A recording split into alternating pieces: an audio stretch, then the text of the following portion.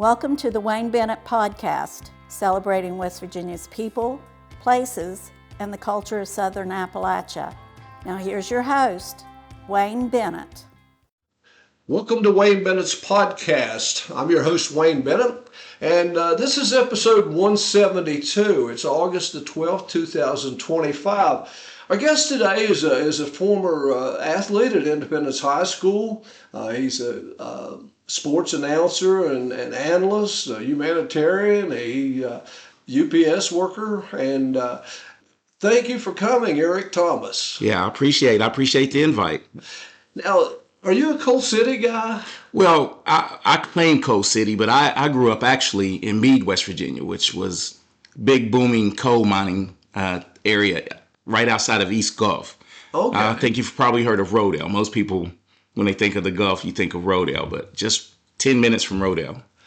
Now, Rodale used to be the big city. Yeah, that was a big, we used to go to the drugstore there and get malt, vanilla malt shakes and stuff like that. So yeah, that was a big trip for me. What about your family? Was there siblings? Yes, I'm actually the youngest of four boys, and our mother and father raised us there in Meade. They both worked in the coal mine, and eventually my mom ended up when Kroger's opened at Leicester Square, going into that realm, getting into the union and working for Kroger's. You know Gary Smith. Gary Smith. Yeah, he came from down around that area. But, yeah. So I guess with four brothers, you guys started playing ball a little bit early. Yeah, that was the affinity right there. I started out carrying my. I have a brother 6 years older than me, and I was always with him, carrying his helmet, doing things, and that really kind of birthed my love for sports. Just being always at a field, basketball court or field. That's what we did. Played sports. Now, who was your first coach in organized sports? My first coach in organized sports, I go back to Pee Wee football. Marshall Litton was my first, Coal City coach. Is he still around? Yes, he is. I actually saw him on a commercial the other day for a local attorney. And he kind of grew my love for sports, but the coach that really honed me and really shaped me was my 7 through 9 coaches, Ray Austin, who passed away, about it recently, and he was just truly a good mentor. Took me fishing a lot. We did a lot of outside of sports, and me being the youngest of four, I remember in 8th grade, he never told me I could go pro or anything like that. His message was, you could go to college for free. You could help your parents by getting a scholarship. I think you have the ability to do that, and that's what I focused on from 8th grade on. Yeah.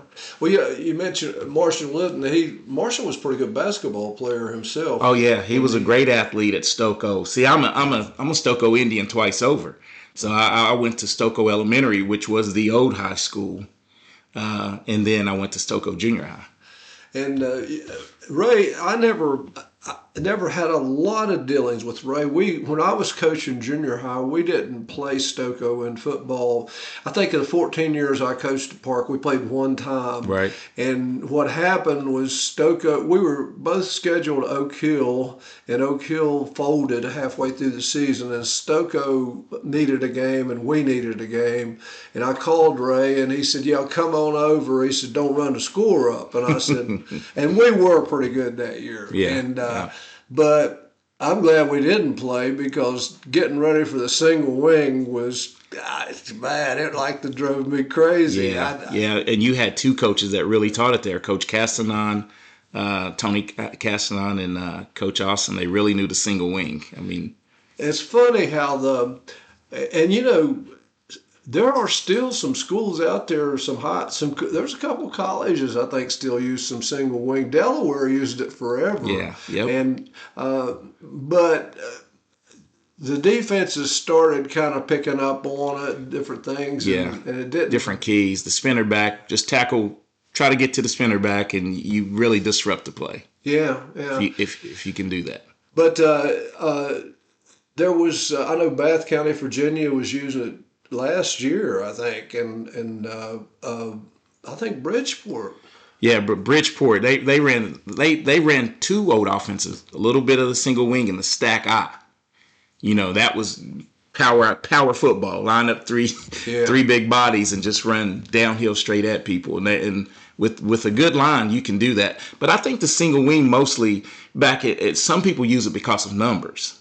You don't have big line or whatever. It's more space blocking. And probably a lot of the zone blocking that you have, principles you have now, probably come from the single wing. Yeah.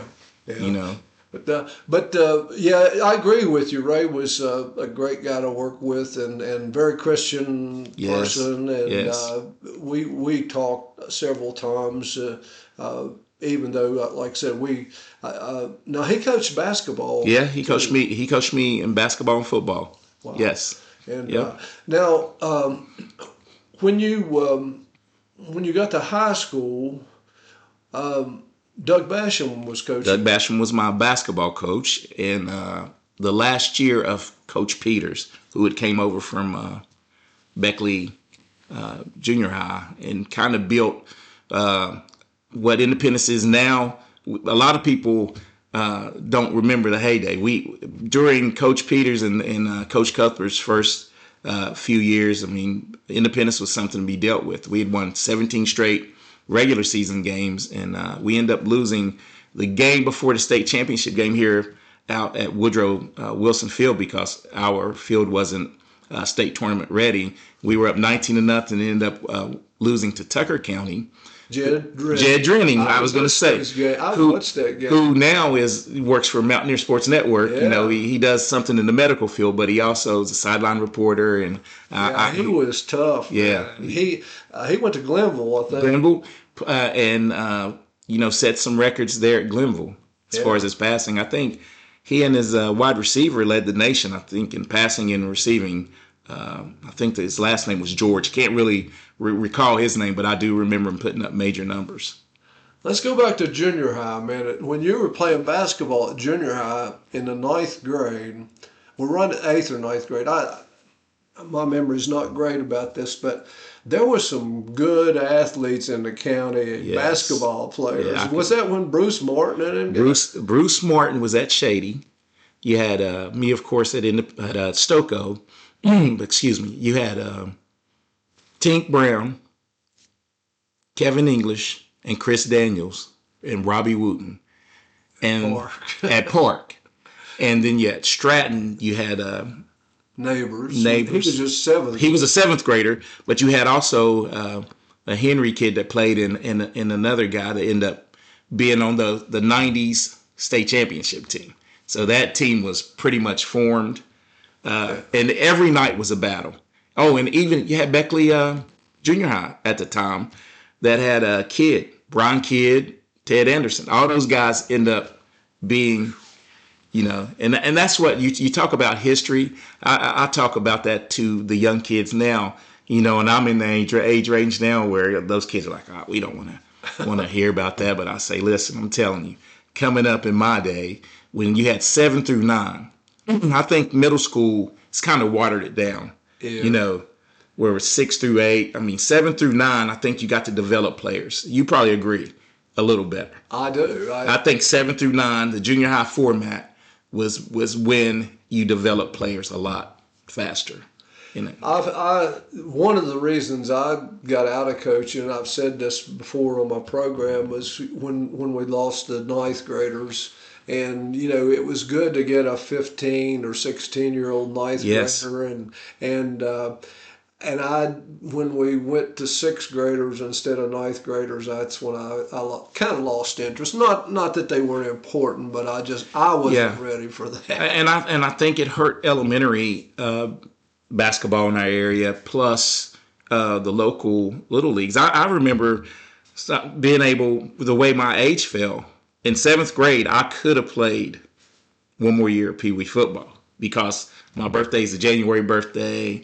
And I remember Coach Austin and Coach Litton said, you don't need to be down playing that. You're not going to get any better. You'll probably score a touchdown every time you touch the ball. You need to. And that really made me developed because I really had to go and fight against ninth graders to earn a spot, as a seventh grader. And I really thought that helped me a lot. I know this county to county was different or is different, but I remember back in the old days when Bluefield had their good junior high teams, and once a kid in Mercer County got into seventh grade, they wouldn't let them play youth football no more. Yes. They had to play junior high ball. Yeah.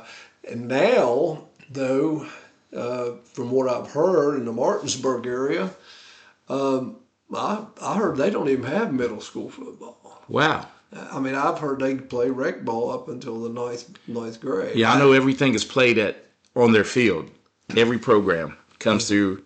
It's like a football factory. Yeah. They want to make sure we're getting hands on these kids from whenever to the time they get to be a Bulldog. And I think it's evident, you see how effective it is. Well, that year, when Bruce Martin and I was talking to my friend Bernard Ballstick the other day, and I think I ran the junior high tournaments for years, the girls basketball, boys basketball, wrestling, and did that for about 20 years. And we had them different locations, but this was at Beckley Junior High. Yeah, yep, it was at Beckley Junior High. And I know what you're going to say. Stratton, heavy underdogs to Shady, and upset them, beat them. No. Upset you. Yeah, we lost to them, but then didn't Stratton? I think Stratton took it all that year. No, I don't think Park. I think Park, because I think two teams that really battle, because we beat Park in the last regular season game at Park. Okay. So going in the tournament, how they seeded it, we ended up getting upset. And then I think Stratton may have been the underdogs, and I don't think Shady won it that year. Okay, well, the year that we were talking about, it was Park and Shady was in the finals, and it was at Beckley Junior High, and the place was packed, and Bobby was coaching Park. And, that was Bob's first year. Yep, you're right. And it was packed.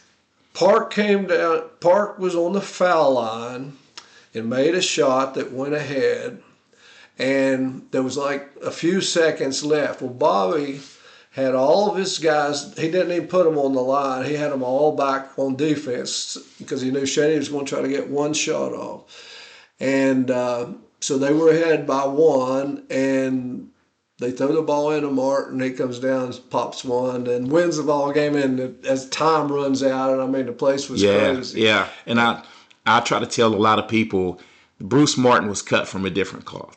And I'll stand by this. You have a lot of great shooters that have come through, and I can name them. I don't want to miss any because where I do follow high school sports. For my money, one shot, guy shooting it, from anybody that's been in this county, it's going to be Bruce Martin. Yeah. That's how he was a prolific shooter, and he worked at it. I mean, he worked at his craft, and a lot of people don't know this about Bruce. Bruce was very athletic. He played football. He was the running back, and he stopped in middle school and junior high. But I remember you had to deal with him on the football field. They had him, Billy Pate. They had all those guys. Well, first year he goes out for track, he went to state high jump, 6'6" or something. Yeah, I mean, yes, he was something tremendous athlete. He went to Clemson, didn't he? Yeah, and I still think in Clemson lore, I think he still might be the best 3-point shooter percentage-wise that they've had, as far as percentage. Is he out west coaching somewhere? That's what I hear. I thought he was out too much like Denver, maybe Colorado area, somewhere like that. Yeah. Last time I saw him was a couple years back at, the state tournament he was in, and we all caught up, and it's always a good time.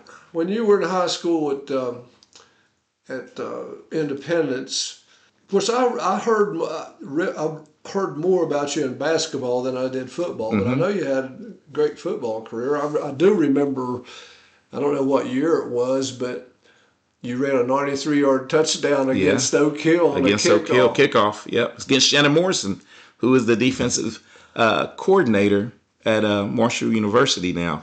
And that's a funny story. We have a good relationship. That's how I actually even signed to play with Marshall, is because of Shannon Morrison.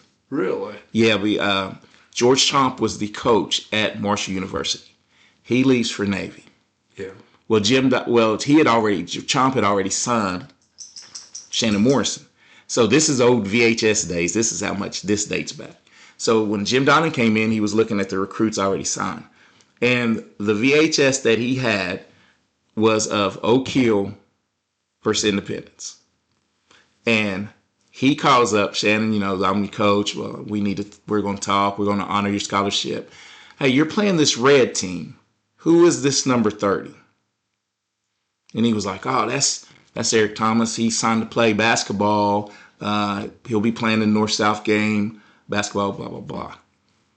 2 weeks later, Coach Mickey Matthews, who ended up leaving and going coaching James Madison and bringing them back, was at my school. And that's before I even knew you could override a scholarship. I had signed with Alderson Broaddus to play basketball. He says, look, we have one more scholarship. We want to give it to you. We want to bring you in as a defensive back. And I was like, but I've already signed. They said, well, if you go up a class, which was a D2, or NAI at the time, you're going to 1AA, it overrides it. I said, where do I sign? Signed it. That's how I ended up at Marshall. I want to get back into the Marshall thing here in a minute. But you, in the basketball, what kind of teams did you have when you were playing? I know that when you were a senior, you were the only guy returning starter. Yeah, senior year was it was tough. Loved all my teammates though. Loved them. But my 10th and 11th grade year, we really had teams that I thought that could go to make it to the state tournament. But that once again, our section was brutal. If you can remember this name, my 10th grade year, if you can remember, Midland Trail had a kid by the name of Gandhi Jordan. Yeah. Okay, so we matched up, and we ended up losing to them by 8. He left that next year and went to Fork Union, played point guard. So in our section at that time was Midland Trail, Independence, Liberty, Shady, and Hinton. Top seed got a bye. Top seed was Shady, and the top seed never made it out of our section. All three years, top seed never made it out. Heck, Shady lost on a half court or three-quarter court shot to Liberty on a missed free throw. They were up, missed a free throw. Guy catches it. Jonathan Davis, I remember it like it was yesterday, gets the inbound, shoots it, swishes. Liberty goes Iron 5. This is what they called them. They went and they gave Williamson, who went on to win the state tournament that year, in the first round, gave him a battle. So I always say it. I said, man, people don't realize Hinton had great teams. Liberty, you had to battle to get out of the section. You really did. Now, I mean, you've got 4 classes, 2 games. Yeah, it's sad, and I've talked to Maris and several people about this. I mean, that first round in guys and girls is sometimes pathetic. It's pathetic. It is, and it's sad. I mean, but I don't know whether it's for the money. I tend to think it's a money grab, but if you think about this, Wayne, I did this, and Maris and I talked about this one time, and I did some research, and I was like looking at states with 4-class systems. North Carolina has 4 classes. Okay, we have 2. What is our population? I don't fluctuates. I don't know, 1.5 million. I was going to say 2. I'm upping it to 2. Their population is probably triple that, and they only have 4 classes. There is no way West Virginia should have a 4-class system. It's just not. The numbers aren't there. Yeah. They're not there. It takes away from especially like last year when in the 4A you only had 16 teams. Now you got 20, and it just seems like it just takes away. You didn't accomplish. A team with a losing record can get in. It's going to be in at 16 no matter what. So and I don't know. I don't know that they'll ever change that. There's a lot of things that's been happening. As you and I sit here and talk. The Board of Education just passed a NIL for middle school. Saw that yesterday. And I knew that was coming. They passed the one-time transfer. which some people were for, some people were against. I'm not sure. The only reason I would be against it in a way is I just feel sorry for that guy that's been there and worked out for 3 or 4 years at the same school, and then somebody comes in and bops him out of the starting lineup. But well, I have a balance. I'm kind of old school, but I can balance with some of the new trends. But I'm with you on this. And I had a conversation. Maris and I bring him up a lot because we spend a lot of time together. Herbie Brooks. We were just talking, and I can remember where I lived. The proximity of where I lived was closer to Mullins than it was to Independence. Mm-hmm. Only thing separated us was like I had to cross into another county. And during the summer, we'd always go play ball right outside of Mullins High School. Had a great court, so we'd always go play. But I can remember, and I think this is what gets lost in kids now. I can remember looking up to guys that went from Stoco all the way through, or Mullins. Those guys went to Mullins elementary, middles. You built community. Sure. So now you don't really have that. It's kind of like a hired gun. Come in, like we win, but there's no kid really walking around going, I'm going to be the next Herbie Brooks or the next. A lot of that gets lost, I think. Now, I remember years ago, Independence, and I can't remember the guy's name now, but Independence had a kid that was a real good basketball player. And it ended up either around his sophomore year or junior year, he moved to Logan. That's my cousin, Kevin Staples. Yeah. I'm a Staple. My mom is a Staples, Nancy Staples. Okay. Kevin's mom and my mom are first cousins. Okay. Yeah, and he went, and she went, found her church. She's a pastor. Went. Yep, he exactly left. And that year, it was like some of the community around. It was like cutting our hearts out. It did, because they were really thinking, "Yeah, this is going to be a year." Well, he was an amazing player. I mean, then Bo Justice went. I was going to say, then he had Bo and Kip Chandler. He had three young men that could have been on the same team. Wow, that was. Lead. And then as a coach, if I'm coaching and the players leave, you have to wonder, am I doing something wrong? Right. What I need to do? Or and I don't know what they think now with this. But I was gonna say, and nowadays it's just like I'm gonna go for the shiny new car. It would be tough to coach in this environment now. Yeah. It really would. No way I could do it. It really would. Well, I don't think the kind of coaches I had could coach in this environment. Yeah. And what I mean by that, Coach Austin, like you said, great Christian man, but he got the best out of him. He kind of painted, it's small town us against the world. It's just us. I remember we had 17 players my 8th grade year, and we went 6-2. Lost a close one to Park, and lost to it was Lewisburg back then. Yeah. On a kick return, because our guy was tired that just ran a touchdown. We took him. You got 17 players. You take one off a kick return team, so you're putting somebody in that really doesn't know what he's doing. So yeah, and we always took pride in that. Funny story about Lewisburg. We never had played them at Park, and they had won like 37 games in a row. They beat some of them small schools in Greenbrier County, Crichton, and some of them, And so anyway, we knew in a couple years they were going to consolidate everybody and become Eastern Greenbrier. And so they actually called us and wanted to play. And they had like a 36-game winning streak. And I said, sure. I said, we'll play. And you got to come down to our place first. We'll do a 2-year contract. And so they came down and had a young coach, played football at Concord, and Jim Parker, Ross Hutchins, they were the refereeing crew, and we were solid. So it started out and it's kind of grinding it out, and we scored a couple touchdowns. In the third quarter, the coach from Lewisburg walks out on the field during the game, puts his hands in his pocket, walks up to Jim Parker and says, "How much is going to cost me to get a call?" He said, "Here's a call. You're out of You're here. out of here."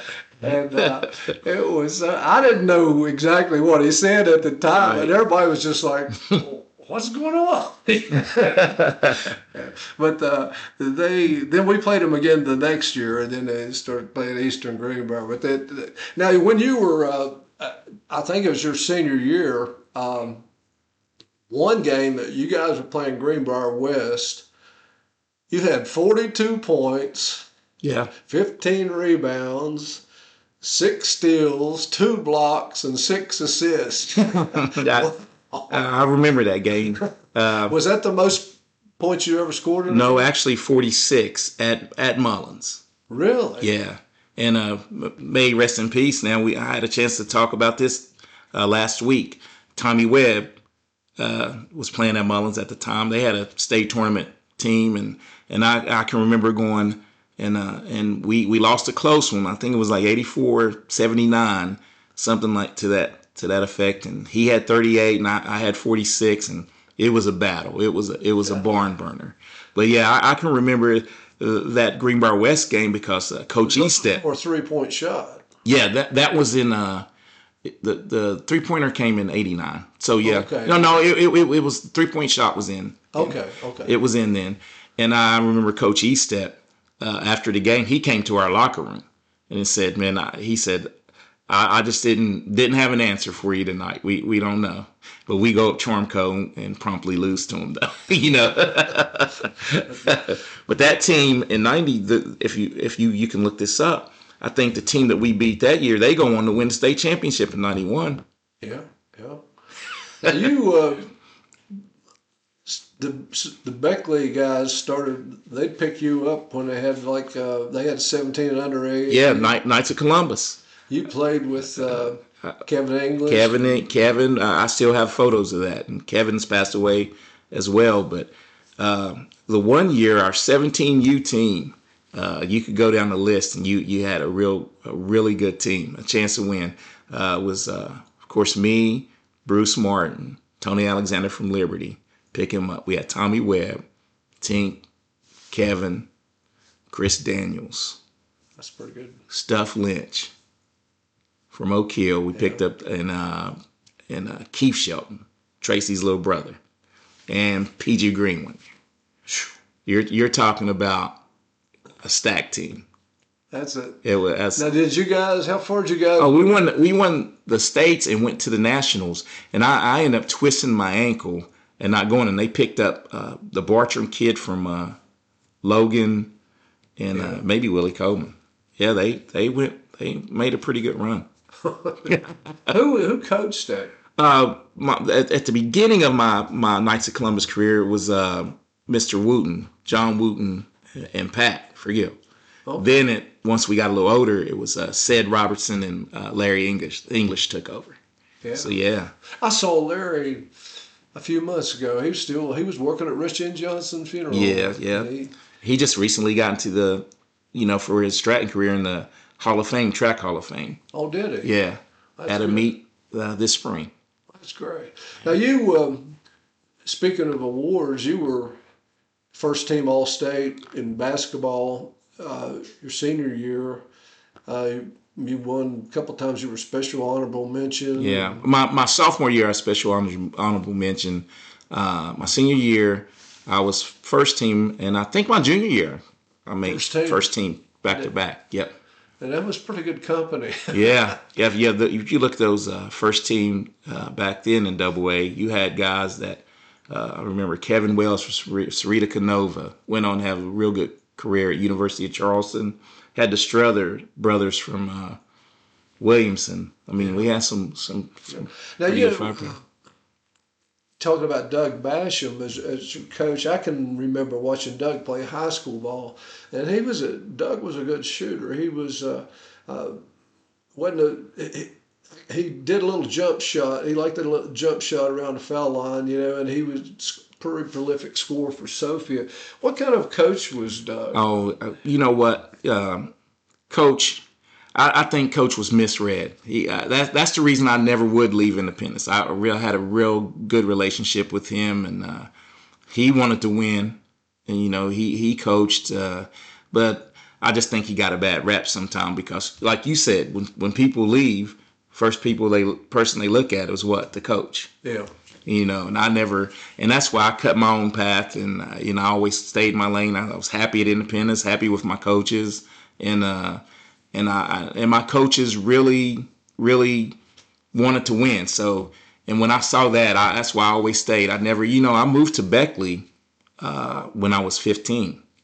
So I stayed committed to Independence, but that was back when if you transferred, you had to sit out. If you can remember this route, if you transferred, say out even moving, if I'd have transferred, I would have had to sit out a semester. So I'd have missed football. Mm-hmm. So there was no way I was transferring and setting out something I loved, Now Scott West played football with you. Yes, he did. He came. Yep, he came over. He played at Park, and then came over. He played at Woodrow one year. Yeah, and then came over. He came over his junior year. Yeah. Yeah. And Scott had when he played football for me. We had some pretty good athletes then, with Chris Gross and that bunch. And but Scott had he could sniff a ball out, on defense. Yeah. We put him at linebacker, a little outside. Yep. And then he went to Glenville State, and I don't know how. That's back before they had COVID and stuff, but I think he played like 8 years. 7 years, man. He did. Gave him a degree to get rid of him. And I have to send a shout out to his dad. I was real good friends with, later on in life with Killer, Scott's dad, man. And I was telling my wife the other day, I said, man, I usually, football and wrestling season, I usually talk to Killer once a week, and I said, I'm going to miss Killer. I tell you what, you could go to any WVU game, and you look around, somehow Killer was there. He could get in anywhere. He could get in anywhere. He was, you would go to Texas and TCU, and there's Killer up there in the bleachers. But, Scott and I played, it was while he played midget football with me, Pee Wee. And I'll never forget, I think his mom and dad got divorced. Yeah. And, I think his mom ended up living on the Coal City side, and his dad was that. So I knew there was always a chance that he might, if things didn't work out at Beckley, he had that where he could come, And he liked to wrestle, and we always had a good wrestling program too, so.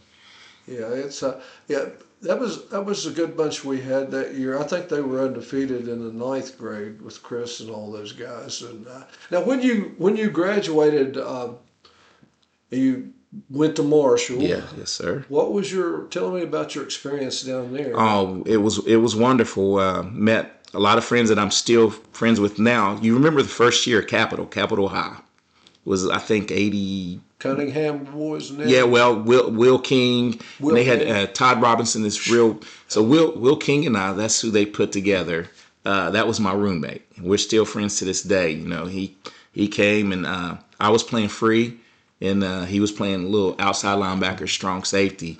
And unfortunately, man, 3 weeks in, I had a devastating knee injury. The 3 weeks that I was with Will, and then, of course, I stayed to go to school until I ended up transferring back to Concord because it was too hard to not be around football, and I need to get back and be around some family. But my experience at Marshall, still a huge Marshall fan, but I'm a WVU fan as well, season ticket holder up until That's kind of the way I am. I actually I have a degree from Marshall, but I follow WVU about as much as I do Marshall. Me as well. And the only time I root for, if Marshall and WVU's playing, I'm definitely I want Marshall to get the best of them. But a lot of people say, how can you do that? I said, they're both state schools. I mean, sure, they are. I would like to see them play and everything. And if you looked at it, in the era from 90 to 2000, Florida State and Marshall won the most games in the 90s, all the way up to 2000. Yep. You think Judah Price will play anything for Marshall? I keep looking for him, and I haven't seen his name. Not at all. And on the team, but not only did he transfer in, you had two other studs transfer in. A guy that was WVU's leading rusher 2 years ago that went to Houston with Hogerson. Really? is there. Tony Mathis Jr. Yeah. And they got a kid from McNeese State who rushed for 1,200 yards. So I mean, it's how it is. It's a dog eat dog world out there, and it's just tough. People need to know. I mean, I know he's a state player of the year, but you have everybody when you come together on a college football team. Everybody was a top dog somewhere at some point. I would like to see him gone somewhere where he plays some ball. Well, I said that. I think, and this is no disrespect. I thought Fairmont State, Shepherd, somewhere like that. And those guys, if you go and perform at that level, you get poached now from those bigger schools. Look at all those players now. Yeah, I mean, well, we'd go down and watch University of Charleston play, and man, I mean, those guys ain't slouches, man. Well, they've had a guy drafted that plays for Atlanta Falcons. They had that Wright kid that played the last couple of years, and I knew somebody was going to pick him up, man, because he was tough, and now he's at Northern Illinois. Yeah, that's what I'm saying. And I think that's the route. Sometimes it's easier to go up than backwards. Absolutely. I know how young you are when you're young. 18. That's one of the things I leaned on Coach Austin and a lot of people in my recruiting. And he says, Eric, you go where you're best fit. You could probably go Division I basketball, but you're gonna sit on the bench. There's a lot of 6'3" guys that do what you do and do it all the time. I'm gonna go where I'm gonna play. Where I'm gonna play and get a degree. And that was his thing. Now, how did you get into announcing and working in the air? That's a funny story. Matt Maris's older brother and I formed a relationship through UPS, and I delivered to the store one day, and he had a Washington Redskins shirt on because that's what it was then. And I go in and I make the delivery. This is a Monday. And I looked at him and I said, do you like him, or you just wearing that shirt to work in? And he said, nah, man, that's my team. I love them. And I'm a Cowboys fan, as you can see. And I said, well, you got your butt kicked yesterday. So after that, the next day, he invited me over to watch. He said, man, we all get together and watch NFL action. So that's where I met Maris, really. I mean, he had known of me, and I, knew him a little bit. So they start coming by the house. And it was 2008. And my 2008, Bill O'Brien had to leave and go to Kansas City. He wanted to go visit his son and before the season started. And I'm just sitting on the couch talking to Maris, and he said, hey, we're doing the Parkersburg South game. I'm going to, have to do the game. I'm going to be the lead announcer. You want to do color? And I was like, man, I've never done it. He said, it's just like you and I sitting here talking. He said, you'll be fine. I'll walk you through it. So I did it. That was my first game. We came back that night. I even drove that was Pat White's last football game. They played in the bowl game in Charlotte. Drove back, and then after that, they called me. They got me start doing little games, around the area. So, and plus, I just love being around sports, so it comes easy for me. How much preparation do you have to do? Like if you got Independence and Mariana or something? Yeah, well, what we do is there's so much stuff out there. Before we came on air, we talked about it. There's so much stuff right at your tip of your fingers. I can get on Max Preps, join that, be a member. I can go look at their last game highlights. Tells you, what the quarterback threw for, game leaders. Maris usually does background with the coach, anything we need to know about this player, that player, how you pronounce the name, and then after that, it's just calling football. Just figure out, hey, what do you like to do defensively? Do you run this? Do you run this? Now, you've worked with other people besides Maris. Oh, yes. Yes, I have. With Bill O'Brien. Bill O'Brien. I did a couple with Big Fred Persinger, when we do those. We used to do the Cold Classic basketball games back when they had the big tournament. You worked with the best. Yeah, I have. And I feel I hold my own as far as there's one thing to fake it, but I played it. I've been in meeting rooms as far as at Marshall. Even when I got hurt, I was there, and I know what a cover two is, what they're doing, what they're trying to do. So it's just, and I keep my mind fresh just watching. Just if you just watch, you know how it is. You're a coach. When you watch the game, you're watching it differently. Yeah. And you worked with Randy Hunt on Yes, on the love Randy. We did Independence. Yeah, the Buzz 93.5. The Buzz wanted to do Independence games, and matter of fact, I was the Randy had done public announcing, but never really. And I said it's easy. And I was the marriage to him that day. I said, look, just talk to him, call what you see. I don't know when to come in, and we had a blast. Randy's a great guy. Well, Bobby, when he first started with video productions, I used to listen or watch some of the games, even though I wasn't even interested in the game. I liked to hear him because he wouldn't coach. He wouldn't try to coach, but he would. Well, they might be looking to try this, Yes. And they did. Yeah, they would do it. I said, because I know Bobby grew up with the game. He coached at every level. It was wild. So that's what Maris laughs at. Where we're not seen on TV. Maris and I do a lot of hand gestures.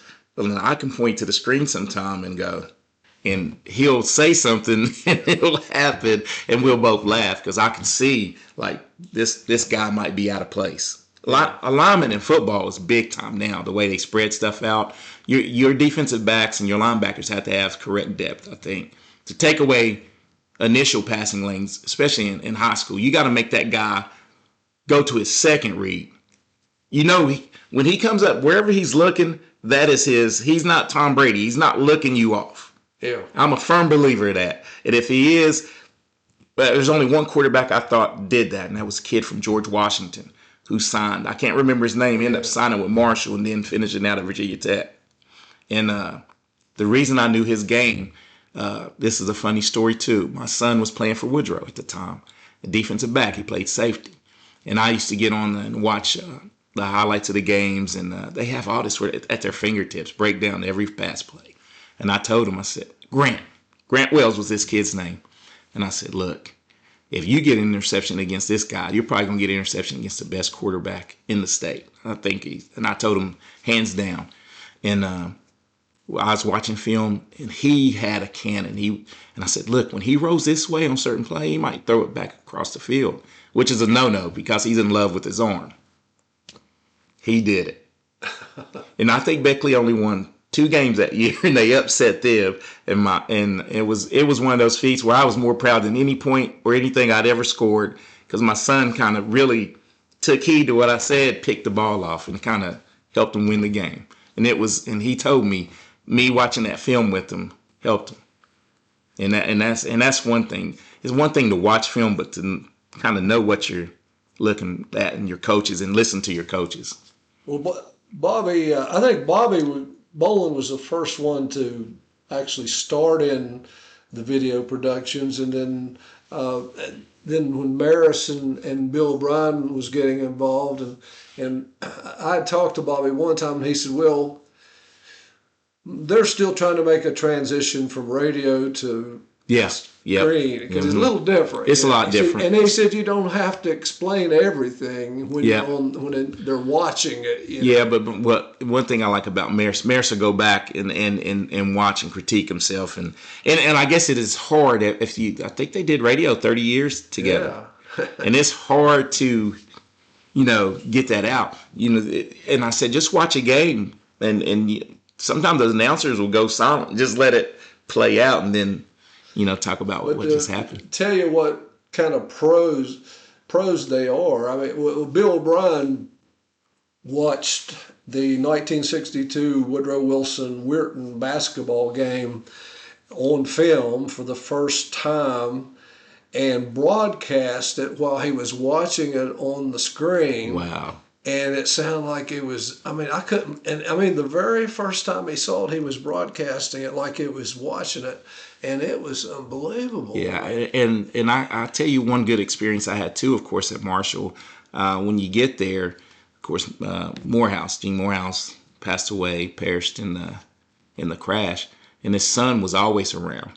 And I remember, like it was yesterday, they incoming freshmen reported first. Yeah, now everybody reports. They took us in, they gave us like a blazer and put us in front of a camera, and they filmed just a mock interview. Because Coach Donald wanted his players to, exude a certain thing. He just didn't want them to, and they would take all your ands and your filler words. Hey, look, you don't need, you're thinking. You just answer the question. And it was real enlightening. And it's helped me from years, to come. Just something that simple. You mentioned your son and your daughter. Tell us a little bit about your family now. Oh man, my greatest success. Of course, I have three kids. I have an older son, Corey, who never really played sports. Good human being though, but never got into it. And then my middle son, my middle kid, Peyton, of course, born in 2000 baby, and just everything. Loved everything about sports. Was always at the field with me, watching his cousin play, and loved it. Played for Park. Went to Park. Played at Beckley.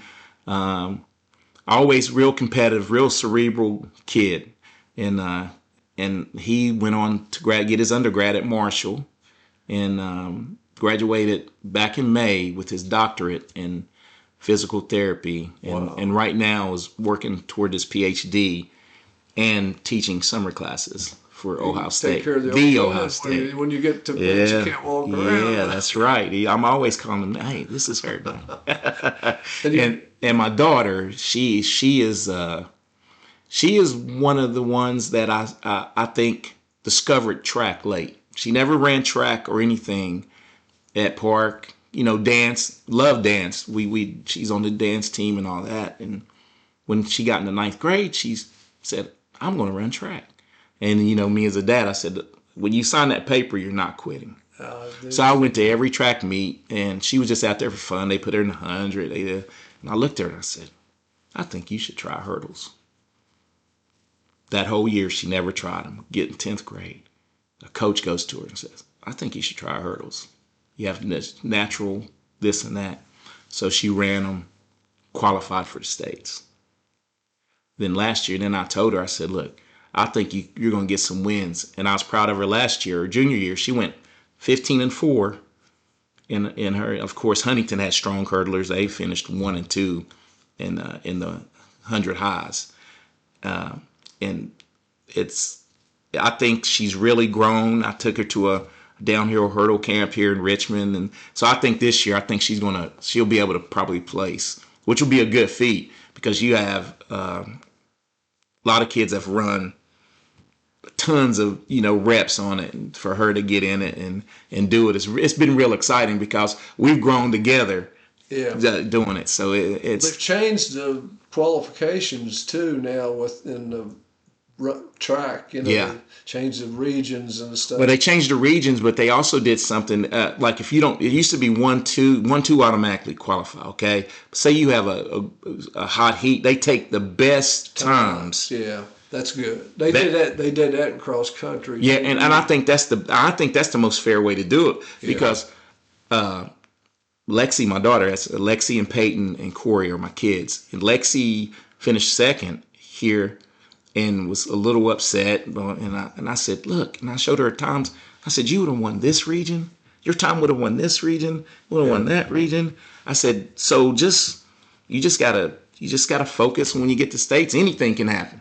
You get to that championship round, hurdles, you know how finicky it is. Somebody can hit a hurdle and it throws their race off. And I never had the guts to run the hurdles. That's what cracks me up about her. I mean, she's fearless on them, and because she didn't know what she didn't know. Yeah. So now you said you're going to visit Ohio State? Yes. Yep. Thursday she's going for a campus visit to Ohio State, strictly for the education side of it. She's Can you pick me up a Texas Ohio State ticket? Hey, I tell you, she fell in love. This is how she fell in love with Ohio State. As I told you earlier, my son just graduated in May. He got his sister a ticket to the Tennessee Ohio State playoff game. Wow. And she says it was cold. She said the place was nuts. And she's a huge sports fan. She's I think her birthday is August 28th, and she doesn't know this yet, but unless she hears this, that we're working on getting her a ticket to the Texas game. Her brother is. Those are hard to get. They are. They are. Well, I'm sorry about you being a Cowboys fan. I'm a Redskins fan. Have been forever. I don't even call them Commanders. But Hey, I so might your have to do that. your team's looking up. But guess what? I'll tell you what I tell my friend Matt. It's really not a rivalry. We nominate you guys. We actually should have beat you twice last year. Yeah. Well, that's true. Well, yeah. What do you think about Will Greer? Are they going to? I think he'll stick he'll be the third guy. He's going to be one of those guys that just hangs around for years. Yeah, which surprises me though. His talent and his arm. What am I missing? What I thought he would at least be a number 2 on quite a few teams in the NFL. I'm glad he's staying. Me too. Me too. I rooted for Geno Smith for years. And I'm glad he's really starting to do. Now tell me about Eric Thomas, the dancer. Oh man. 2013, Dancing with the Stars. Dancing with the Stars. Hey, very proud of myself on that one because, I tell my wife this. You can go. I've played in front of a lot of people playing basketball and football, and most nervous I've ever been. Really? In anything, yeah. And we worked hard. Our routine. It took us. We got announced in April. And we do a lot of fundraising and stuff. Yeah, and it was for, United Way, good cause. The fundraising was the easy part of it. Really? You wouldn't believe people here are very charitable. They are.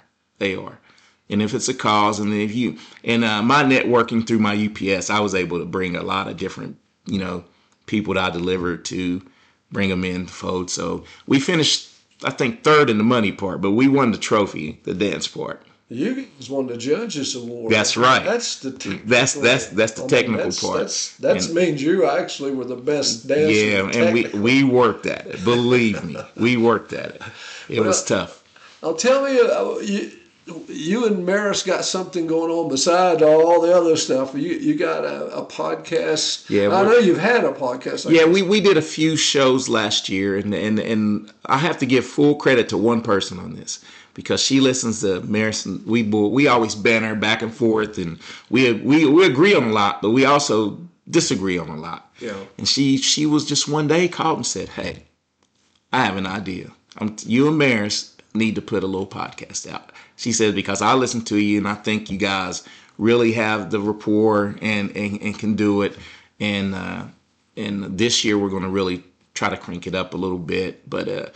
It's called You May Not Agree With Me, But, because that's how we start out a lot of stuff. You may not agree with me, but here's my take on this, and it's just a fun thing. But we actually want to talk about local high school sports, and we cover a little NFL. We bounce back and forth with our topics. Of course, WVU Marshall. During the season, we do a weekly recap of what happened in the area, with Liberty, Beckley, Independence, and Shady. And we're just going to try to build from there. Are you going to interview people, or you just do? We're going to try to get some interviews. We're going to try to do a couple of live shows. But yeah, we're still in the early discussion. But it's just hard to get people sometimes, and sometimes with my schedule. Oh yeah, it's hard. And you're going to do some of the broadcasts at Pasquale's? Yeah, we got Pasquale's in the photo went out. So then we're going to try to do a couple live, but we'll do it live, and we're still going to post it, to our YouTube channel. Well, that's great. So yes. Well, Eric, man, I really appreciate you coming by and talking. It's been a pleasure. It's been a pleasure. We've never actually met. We never officially met, but when he said, I said, "Oh, okay, I coach Bennett. I know Mr. Bennett. Yeah, know of him." So yes. But I will continue to. I always enjoy listening to you and Maris. I think appreciate you guys that. should just kind of. You kind of calmly bring it through, and Maris is Maris is an encyclopedia. Yeah, I'm the yin to his yang. He has a lot of useless knowledge of stuff. I'll tell you, but I enjoy your guys' broadcast, and any other time you'd like to come back. Hey, I would love to come back. I enjoy talking sports, and I love the county. I love the Southern Coalfields, man. That's what one of my biggest feats. I remember you get on the all Coalfield team. I want to be on the all Coalfield team. And so it's been a pleasure, man. I'd like to come back. Well, anybody else out there that would like to be on our program, you can contact me at awbennett50@gmail.com, and we'll get you on here. And remember, If you're not dead yet, you're not done yet. And this is Wayne Bennett, and God bless you.